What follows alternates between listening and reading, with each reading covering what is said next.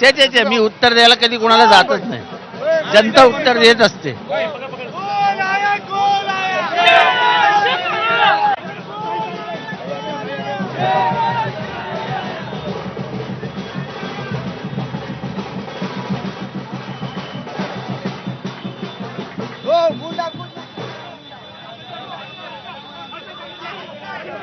आज मुंब्र्यामध्ये जितेंद्र आव्हाड यांच्या एका छोटेखानी सत्कार समारंभाचं आणि छोटेखानी सभेचं आयोजन करण्यात आलेलं आहे.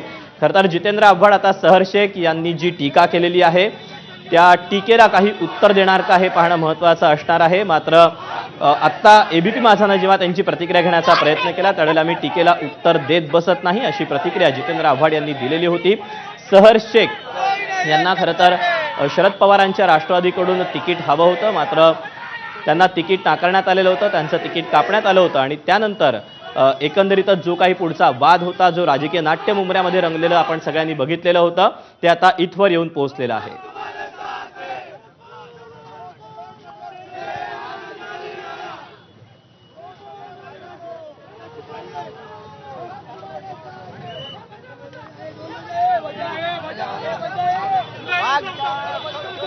जितेंद्र आव्हाडांचा मुंब्र्यामध्ये नागरी सत्कार आज होतो आहे.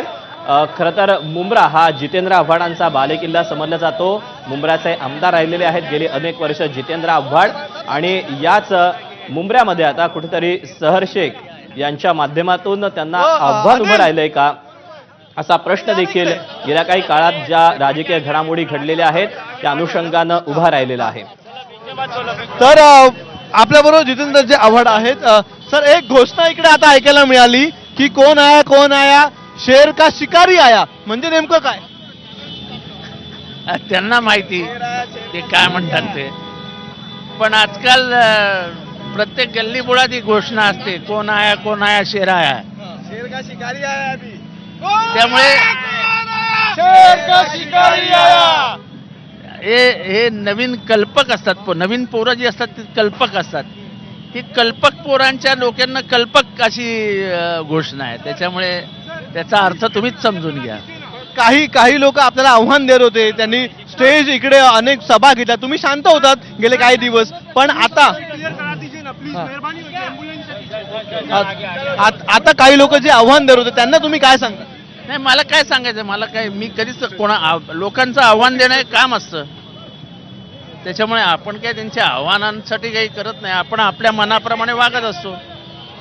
ज्या प्रकारे MIMचे 5 नगरसेवक हाती चले अपनी चाल कुत्ते भोके हजार, त्याला काय आपल्याला काय फरक पडतो? ज्या प्रकारे 5 नगरसेवक निवडून आले आणि युनिस शेख त्यांची मुलगी सहर शेख यांची वक्तव्य गाजली, मग कैसे हराया वगैरे असे एखादी लहान पोरगी मिश्किलपणाने बोलते तर तिचं फार म्हणजे तिला ते सोशल मीडियावरती एक तिच्या ते वक्तव्याचं तिचं ते बालिशपणाचं क्रेज आहे, ते काही त्या वक्तव्याला खूप काही अर्थ नाही आहे. म्हणजे माझी लहान पोरगी हसत हसत चॉकलेट लाया तर ते पण गाजेल, त्याच्यात काही मोठं हे नाही. तुम्ही त्याच लेवलने त्यांच्याकडे बालिश आहे.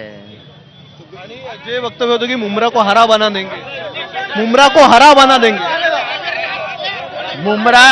मुंब्रा तिरंगा आहे, हा देश तिरंगा आहे, हा महाराष्ट्र तिरंगा आहे आणि मुंब्रा तिरंगा आहे. संविधानाने तिरंगा हा रंग दिलाय. तुम्ही कुठलाही एक रंगाची मोनोपॉली या देशात आणू शकत नाही. जितेंद्रजी आव्हाड आता थोड्याच वेळात सभेत काय आपण हे देखील बघणं महत्वाचं आहे. कॅमेरामन अनिल संग्रेसह अक्षय भाटकर. तेव्हा सहर शेखच्या वक्तव्याला काहीही अर्थ नाही, ती केवळ बालिश आहे असं जे प्रतिउत्तर आहे ते आता जितेंद्र आव्हाड यांनी दिलेलं आहे.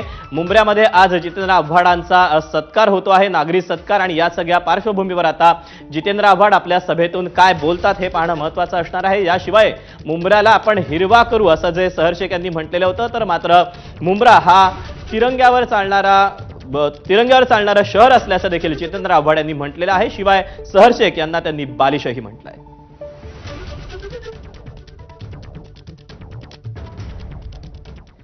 राज्यात अनेक नेते मंडळींकडून तोंडाळ बेताळ वक्तव्य सुरू आहेत. काही जण एकमेकांवर टीकेची झोड उठवतायत, तिथपर्यंत ठीक होतं, पण आता अक्षरशः मुख्यमंत्री फडणवीसांच्या पत्नीबाबत एका कार्यक्रमात आक्षेपार्ह विधान करण्यात आलं. भंडाऱ्याच्या एका कार्यक्रमात गायिका